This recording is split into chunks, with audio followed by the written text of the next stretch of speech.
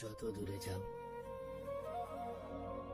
তবু মনে রেখো, বুকের বাঁ পাশে তুমি চিরকাল থাকবে, চিরকাল থাকবে। আপনি কি জানেন সবচেয়ে বিপজ্জনক মানুষকে? যে চুপচাপ থাকে, সবকিছু গভীরভাবে খেয়াল করে, কাউকে আঘাত করে না, কিন্তু প্রতিটা আঘাত মনে রাখে। সে প্রতিশোধ নেয় না, কারণ সে জানে সময়ই সেরা জবাবদাতা।